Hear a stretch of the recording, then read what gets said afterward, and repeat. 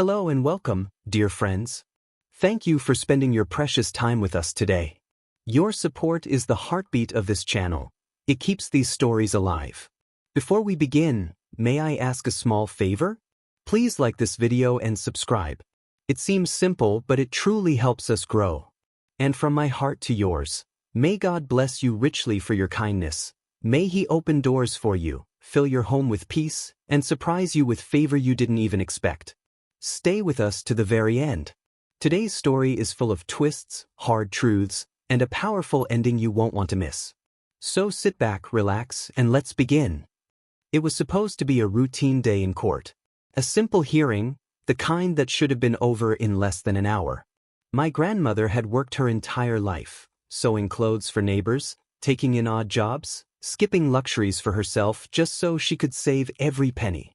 She never had much, but what she had, she guarded carefully. And when she passed, she left behind a will that was crystal clear. The $100,000 she had saved was to be divided fairly. Half for me, half for my sister. That's it. Simple. Straightforward. No reason for arguments. Or at least, that's what I thought. I sat there in the stiff wooden pew, the weight of the courtroom pressing down on me. The air smelled faintly of polish and old paper, a mix of dust and tension. My palms were clammy, and I kept adjusting the papers in my lap, smoothing them though they didn't need smoothing. Then my sister stood up. Her heels clicked against the floor as she made her way to the front, her head held high, her face calm and collected, as if she had been waiting her whole life for this stage. When she opened her mouth, her voice carried across the courtroom, sharp, confident, and dripping with false sincerity. "Your Honor, the money belongs to me. My sibling has no claim. They were never responsible, never trustworthy, never close to Grandma. In fact, Grandma told me personally, she didn't want them to have a dime." Each word landed like a slap across my face. My stomach churned, a cold sickness spreading through me. I wanted to stand up, to scream that she was lying, that Grandma had loved me deeply, that I had been the one visiting her every weekend, cooking for her, listening to her stories, and making sure she took her medication on time. But I froze. Because in that moment, it wasn't just about money. My sister wasn't only trying to steal what was mine, she was trying to erase me. Erase everything I had done. Erase my place in our family. Her lawyer leaned forward then, smugness written all over his face. He adjusted his tie and smirked at me, as though this case had already been decided, as though I was nothing more than a speed bump on their road to victory. I heard someone behind me whisper, and I caught sight of my aunt in the back row shaking her head. Maybe she believed my sister too. Maybe everyone did. The judge scribbled something on his notepad, face unreadable. My sister kept talking, weaving her story like a master manipulator. She spoke of sacrifices she claimed she alone had made, late nights she claimed she had spent caring for Grandma, tears she swore she had shed alone. All lies. Lies spoken with such conviction that, for a second, even I began to doubt myself. Had I done enough? Did Grandma really see me the way I thought she did? My chest tightened. My breathing quickened. And I realized that was her goal. Not just to take the money, but to break me in front of everyone. To make me doubt myself so completely that I'd have no strength left to fight back. Everyone thought I'd stay quiet, that I'd let her words roll over me like waves I couldn't stand against. They thought I'd crumble while she painted me as the irresponsible one, the undeserving one, the forgotten one. But they didn't know me, because while she was busy spinning lies, I had been quietly building something else. I had spent sleepless nights gathering every piece of truth, every shred of evidence, every word Grandma had left behind. I had a folder on my lap, heavy with documents. And in just a few moments, that folder would change everything. I sat up straighter. My heart was pounding, but my hands were steady. When the judge turned toward me, asking if I had anything to present, I reached into that folder and pulled out a stack of papers. The sound of the folder opening echoed louder than it should have in that silent room. My sister glanced over, still confident, her smirk unwavering. But her lawyer leaned forward again, squinting as I slid the stack across the table toward him. The moment he began to read, his face changed. The smirk vanished. His skin paled. His eyes darted from the papers back to me, then to the judge, then back again, as though he couldn't believe what he was seeing. For the first time that morning, the room's power shifted. And I knew then, by the end of this hearing, it wouldn't be me begging for mercy. It would be them. What they didn't know was that I had been preparing for this moment for months. For as long as I can remember, my sister and I were opposites in every possible way. She was the golden child, the one who always knew how to turn on the charm when the relatives were watching. Teachers adored her confidence, neighbors praised her sharp wit, and my parents beamed when she spoke up at family gatherings. I, on the other hand, was the quieter one, the listener, the helper, the one who would stay behind after a meal to do the dishes while my sister entertained everyone with her stories. I was the steady pair of hands no one noticed until something went wrong. And yet, even as children, Grandma noticed me. She was never one for loud declarations, but her affection was steady, like a thread woven through everything she did. I remember summer afternoons in her small kitchen, the sunlight streaming through lace curtains while the smell of cinnamon rolls filled the air. She would place a mixing spoon in my hand and whisper, "You're the one I can count on." Sometimes she'd pass me small keepsakes, an old brooch, a handwritten recipe card, or a letter from years gone by. She'd press it into my hand, look me in the eye, and say, "Keep this safe. You understand the value of things." Those words lit me up inside. Because while my sister was the star, I was the one Grandma trusted. She gave me her secrets, her memories, her fragile treasures. I thought that meant something. I thought it meant she saw the real me. But my sister saw those moments differently.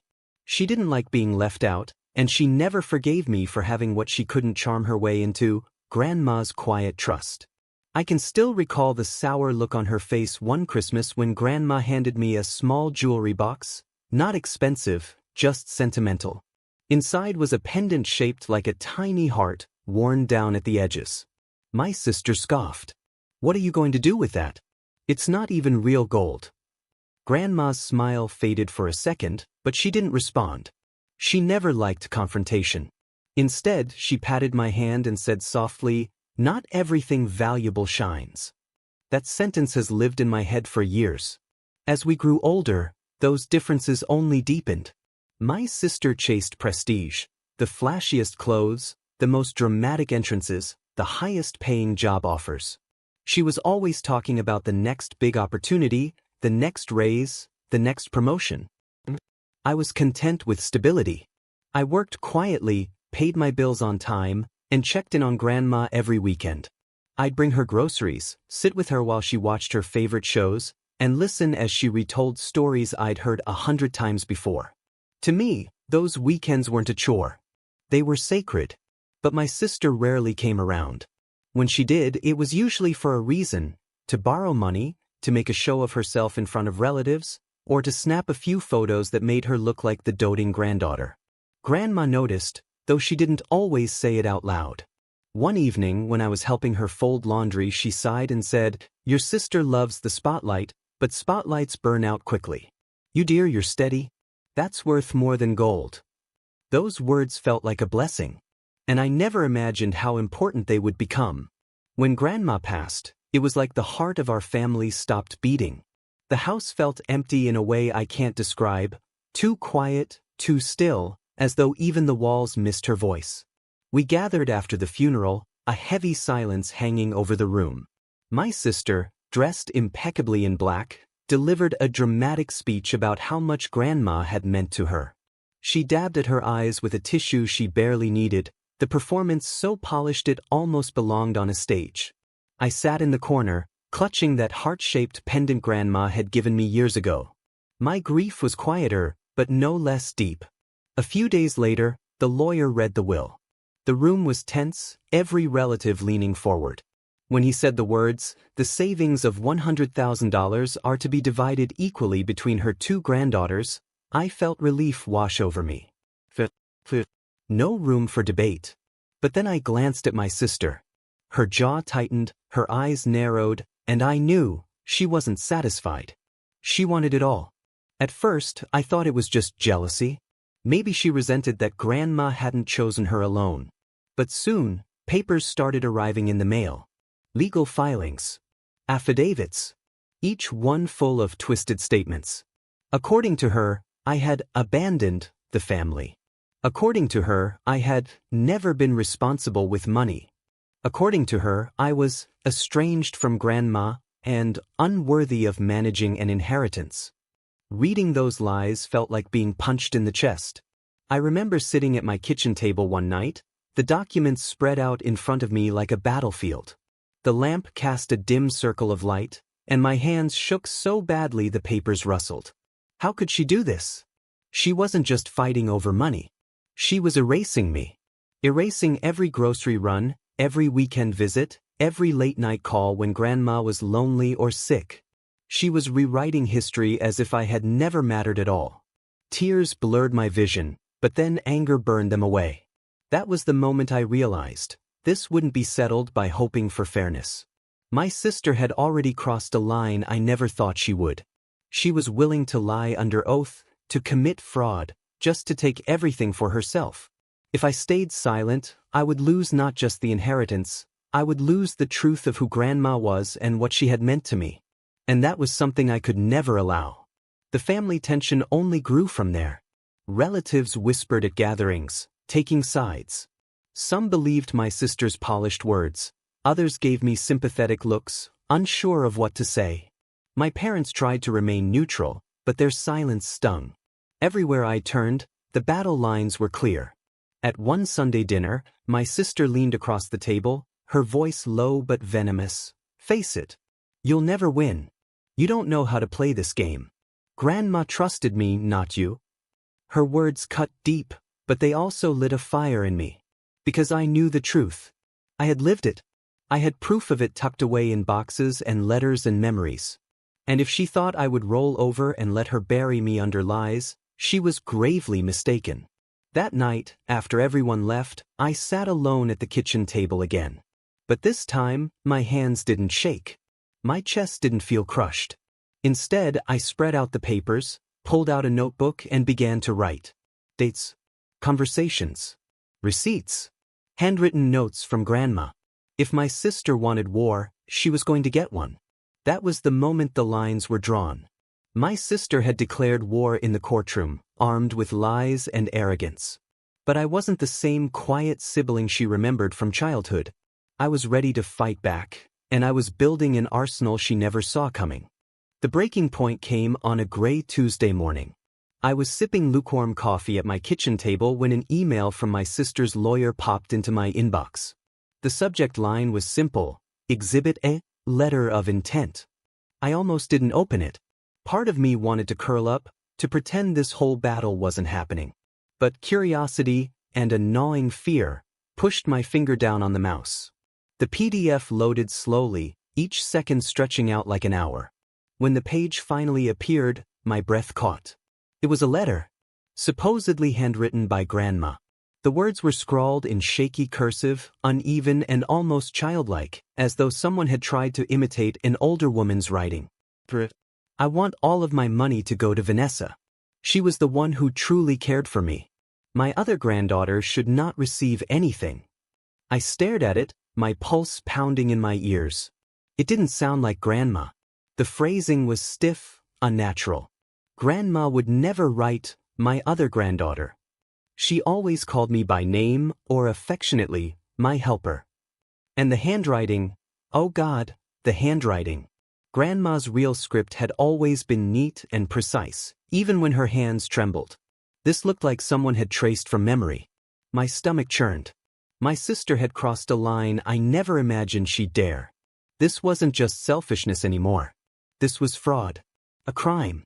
I printed the letter out, the paper warm in my trembling hands. I laid it on the table and stared at it, over and over, trying to find even one trace of grandma in those crooked lines. There was none. Anger burned hot in my chest, but beneath it was something colder: fear. What if the judge believed her? What if this forgery was enough to sway the case? What if everything grandma had entrusted to me, her love, her legacy, was erased with one false letter? That afternoon, I called my attorney. Richard was a calm man with sharp eyes and a voice that always sounded like he was 2 steps ahead. When I slid the paper across his desk, he adjusted his glasses and studied it in silence.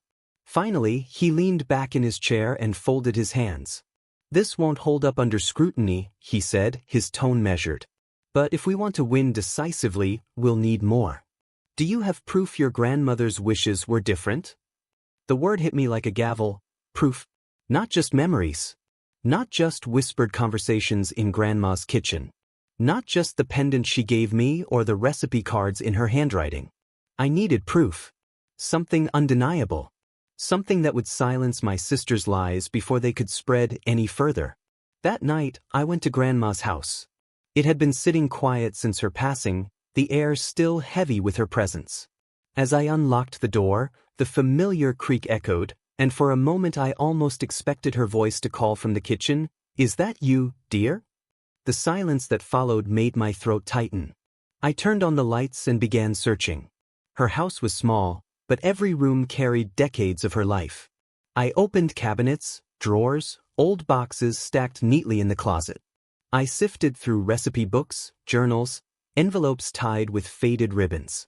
At first, all I found were fragments of her life, grocery lists, half-finished letters, birthday cards she never mailed. Each item made me ache with longing. But then, tucked behind a framed photo of her and Grandpa on their wedding day, I found a slim envelope marked with her familiar script, "Legal Addendum." My hands shook as I pulled it out. Inside was a signed document, the paper yellowed slightly with age but official and clear. My heart skipped as I read the words. "This addendum to my will confirms that the inheritance of my savings, totaling $100,000, shall be divided equally between my two granddaughters, Zoe and Vanessa. Signed and sealed 2025. There was Grandma's true wish. Not a shaky forgery, but a signed, sealed, notarized statement. I sank onto the couch, clutching the paper to my chest. Tears spilled down my cheeks, but this time they weren't just from grief. They were from relief, from vindication. My sister thought she could rewrite history. She thought she could erase me. But she hadn't counted on Grandma's foresight. The next morning, I returned to Richard's office. When I slid the addendum across his desk, his eyebrows lifted for the first time since we'd met. He read the entire document slowly, then looked up at me with a rare smile. "This," he said firmly, "changes everything. Your sister won't know what hit her." I felt a surge of strength. For weeks, I had been drowning in her lies, feeling powerless, small, erased. But holding that paper, I realized I wasn't helpless. I had the truth on my side. And soon, the entire courtroom would see it.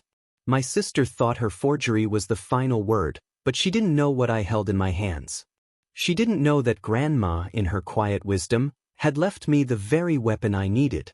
From that moment forward, I wasn't just defending myself. I was preparing for a fight I intended to win.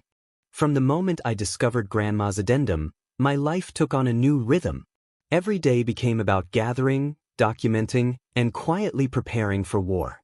My sister believed she had already won, but I knew better. What she mistook for silence was strategy. My first step was verification. It wasn't enough to hold the paper, I needed it authenticated.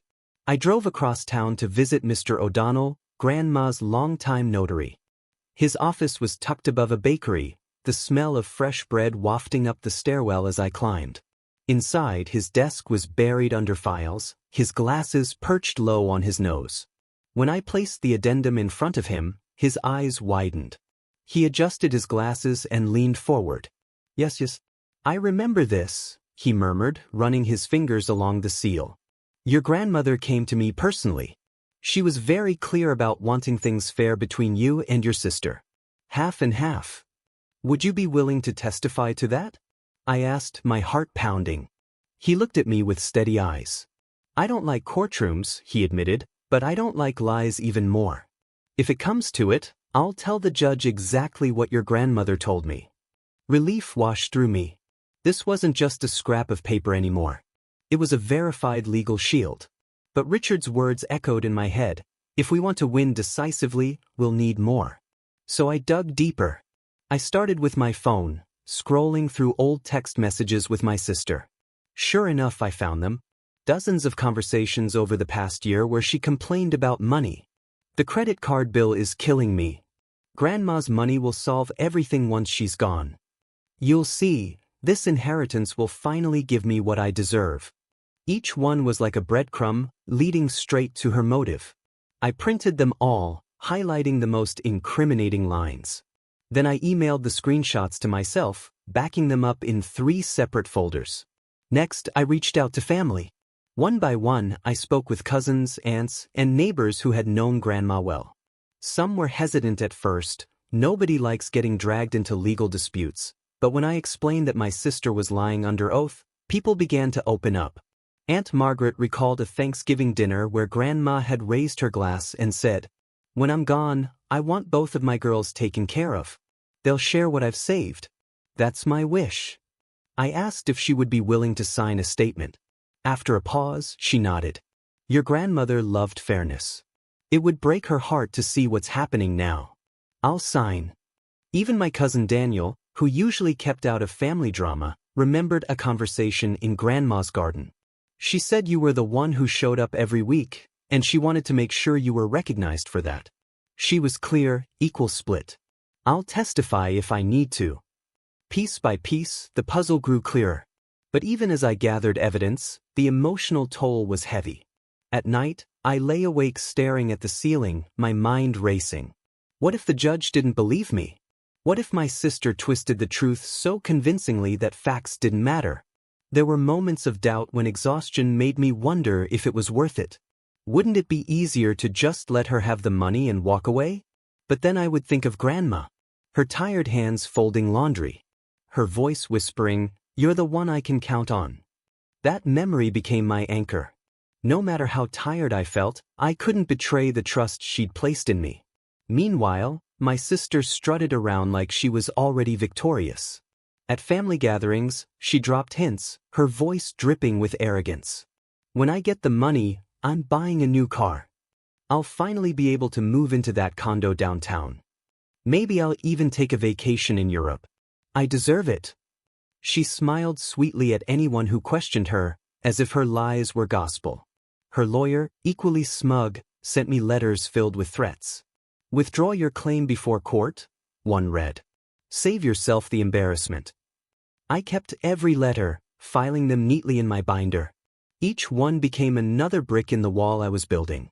Richard and I met weekly in his quiet office. We would spread my growing stack of evidence across his desk like generals mapping a battlefield. "Here's the plan," he said one evening, tapping his pen against the notarized addendum. "We lead with this. It's irrefutable. Then we bring in corroborating witnesses, the notary, your aunt, your cousin. After that, we move to motive, the text messages.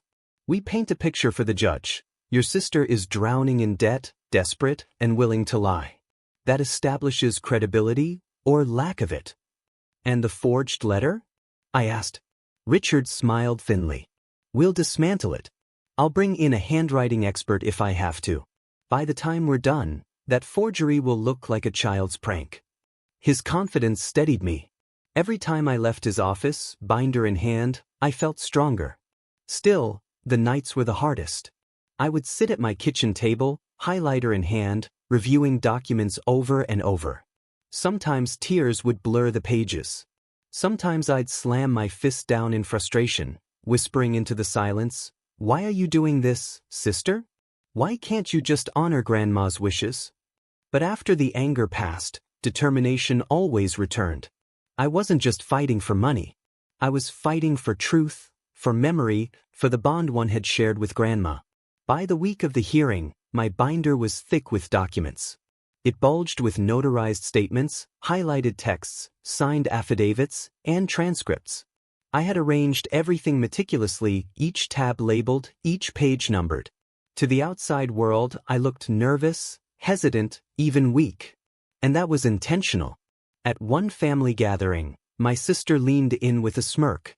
"You should really think about dropping out. It's embarrassing watching you try to play lawyer." I lowered my eyes, letting her think I was crumbling. But inside I smiled. Because I knew the truth. While she was rehearsing her performance, I was preparing my victory. The night before court, I placed Grandma's pendant on my desk beside the binder. I traced its worn edges with my fingers and whispered, "I'll do this for you. For us." And for the first time in weeks, I slept peacefully. By the time we stepped into the courtroom, my sister still believed I was the weaker sibling. She didn't see the arsenal I had built. She didn't see the hours of planning, the mountain of evidence, the people ready to testify. She thought she was walking into a victory. But she was walking straight into her own downfall. The courtroom was already buzzing when I walked in that morning. Every pew was filled, family members, curious neighbors, even a few people I didn't recognize who must have caught wind of the inheritance drama. My parents sat stiffly in the second row, their faces carved in stone, avoiding my eyes. It was as if choosing a side would tear them in two, so they chose silence instead. At the plaintiff's table, my sister sat with her chin lifted high, dressed like she was attending a gala instead of a hearing. A pearl necklace gleamed against her black dress, and her lipstick was bold enough to command the room before she even opened her mouth. Her lawyer sat beside her, flipping through papers with theatrical flair, smirking at me like the outcome was already written. The bailiff's voice boomed, "All rise." We stood as the judge entered, a woman with sharp eyes and a no-nonsense demeanor. She took her seat, scanned the room once, and said briskly, "Let's begin." My sister went first. She rose with the confidence of an actress taking center stage. Her heels clicked across the floor as she approached the witness stand. Her testimony was polished, almost rehearsed. She spoke about being the dutiful granddaughter, the one who sacrificed so much time for Grandma, the one who always looked out for her. She described me as irresponsible, distant, even untrustworthy. At one point, she glanced at me with a pitying shake of her head. "It's sad really," she told the judge, her voice dripping with false concern. "But my sibling was never close to Grandma. She couldn't even manage her own finances, let alone honor Grandma's wishes. That's why Grandma confided in me. That's why she wrote me this letter." And with that, she pulled out the forged letter like it was Excalibur. Her lawyer handed it up to the judge with a flourish. My sister dabbed at the corner of her eye with a tissue, pretending to choke up as she called it Grandma's final wish. I could feel the room tilting. Heads nodded. Murmurs rippled through the benches. Even the judge's expression softened slightly as she studied the shaky handwriting. For a terrifying moment, I thought the lies were working. Then it was my turn.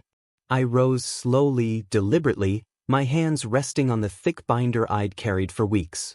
Every eye in the courtroom was on me. My heart pounded, but my face stayed calm. Richard, my attorney, gave me a small nod. It was time. I opened the binder, the sound of its rings snapping echoing louder than expected in the quiet room. First, I produced the notarized addendum. Richard handed it to the clerk, who delivered it to the judge. The judge adjusted her glasses, reading silently. Then her eyebrows rose.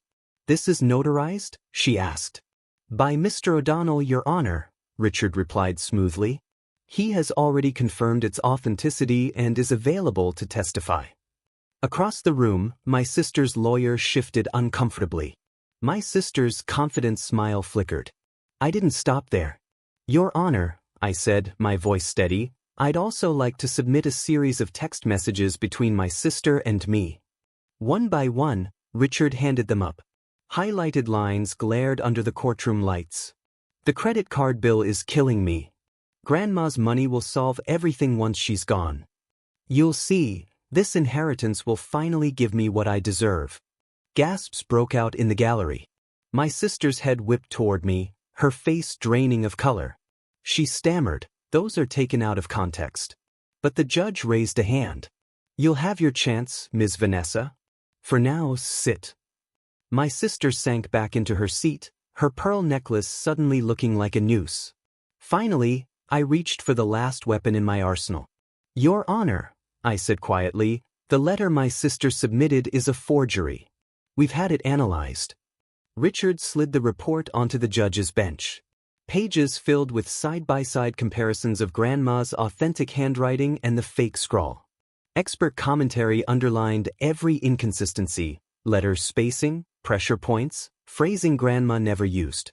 The judge flipped through the pages, her expression hardening with each one. "Counselor," she said sharply, turning to my sister's lawyer, "are you suggesting this court should accept false evidence?" The smugness drained from his face in an instant. He stammered, tugging at his tie. "Why, Your Honor, I can only go by what my client provided me. I had no reason to suspect."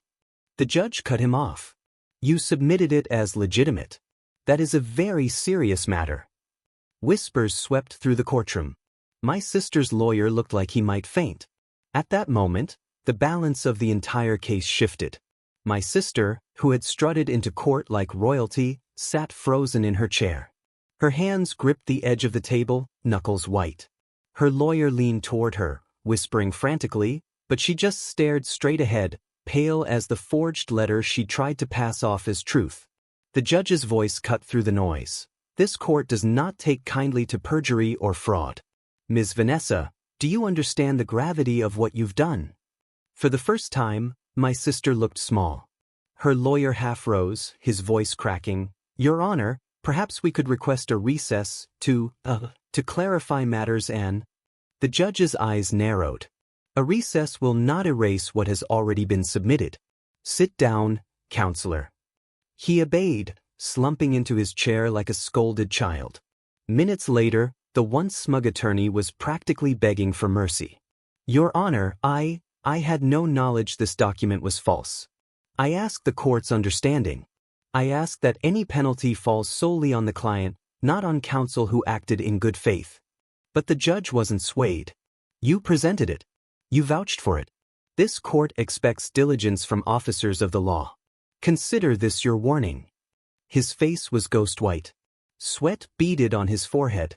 The man who had smirked at me hours ago now looked like he wanted to disappear into the floor. The judge turned back to me. "You have presented a notarized addendum, corroborating testimony, and supporting communications.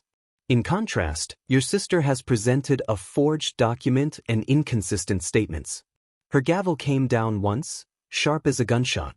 "This court rules in your favor. The inheritance shall be divided equally, as your grandmother clearly intended.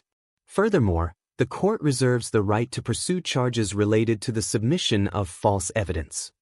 The gallery erupted, gasps, murmurs, even a few satisfied chuckles from relatives who had silently sided with me all along.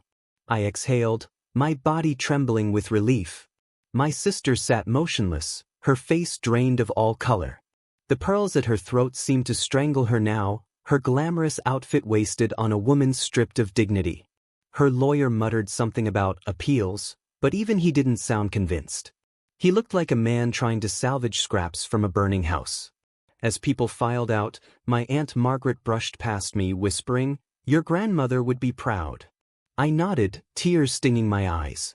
The last image burned into my mind was my sister being led out of the courtroom, her head bowed, her lawyer trailing behind like a defeated shadow. Hours earlier, they had been so certain of their victory. Now, they looked like actors whose play had ended in disaster. And me?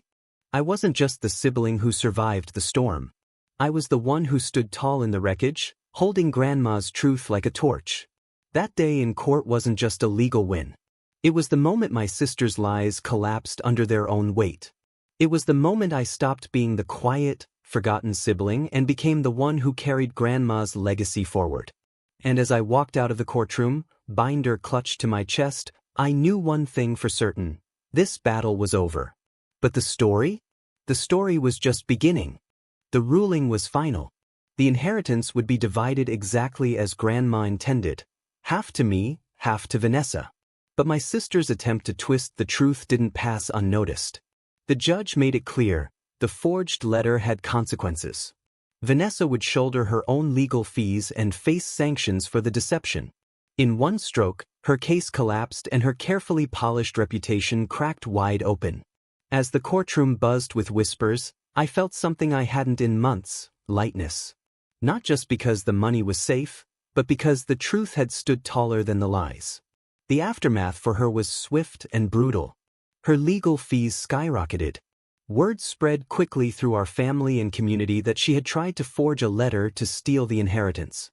Neighbors who once admired her confidence now shook their heads when her name came up. Jobs she'd applied for quietly disappeared. Even friends grew distant, wary of being dragged into her schemes. She had spent months painting herself as the golden child. But in one morning, her reputation crumbled. And though I didn't gloat, I couldn't ignore the irony. She had tried to steal everything and ended up losing far more than money. For me, the inheritance was never about flashy spending. I didn't buy a new car or designer clothes. I didn't take a trip to Europe or throw it around to prove a point. Instead, I invested it carefully, just as Grandma would have wanted. I opened a savings account in her name. I put money aside for a future home. I even started a small side business, something stable that I could grow over time. Every decision I made, I thought of her. I kept her handwritten note framed on my desk, the words etched into my heart. Use this to build your life, not to destroy it. That became my compass. Every time I checked the account, every time I made a choice, I remembered her voice. It wasn't all easy. There were nights when I replayed the courtroom in my mind, the sting of my sister's lies still fresh. The betrayal cut deeper than any legal fight. She wasn't just my opponent, she was my blood. For a while, family gatherings were tense. Conversations grew careful, as if everyone walked on eggshells around us. My parents, caught in the middle, tried to smooth things over, but there was no quick fix for broken trust. And yet, over time, something shifted. My resilience spoke louder than her arrogance. My quiet dignity softened the gossip. Slowly, the family stopped looking at me with pity or doubt. They began to see me the way Grandma had always seen me, steady, reliable, the one who could be counted on. It didn't erase the hurt, but it began to heal it. As for my sister, she disappeared from my life almost completely. Occasionally, I'd hear about her from relatives, how she was struggling to pay her debts, how she was bitter that she hadn't gotten what she deserved. But she never called me, never apologized, never even acknowledged the damage she had done. And maybe that was for the best. Because for the first time, I understood something Grandma had always tried to teach me. Peace doesn't come from forcing reconciliation. Peace comes from knowing who you are, no matter what others say. Months passed. I poured my energy into work, into building stability, into honoring the gift Grandma left behind. I repainted my apartment, filling it with plants and sunlight. I started hosting small dinners, something I'd never had the confidence to do before.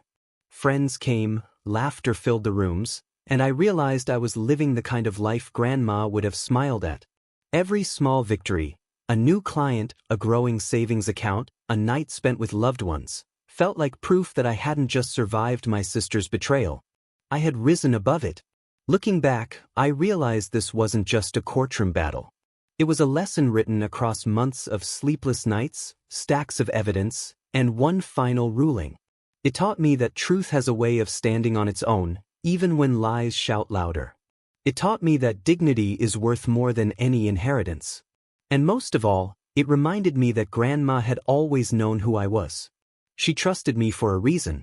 I didn't need to prove myself to my sister. I didn't need to outshine her or win her approval. I only needed to honor the quiet wisdom of the woman who had whispered, "You're the one I can count on." Now, whenever I look at the framed note on my desk, I smile. The money is still there, growing steadily, a seed for the future. But the real inheritance isn't in the numbers. It's in the choices I make, the peace I carry, the life I'm building one step at a time. Grandma's legacy wasn't just $100,000. It was the reminder that strength doesn't always roar. Sometimes, it whispers in steady hands, in quiet persistence, in the courage to face lies with truth. And that's exactly what I did. And that was the day my sister tried to erase me from Grandma's legacy, but instead, she erased her own credibility.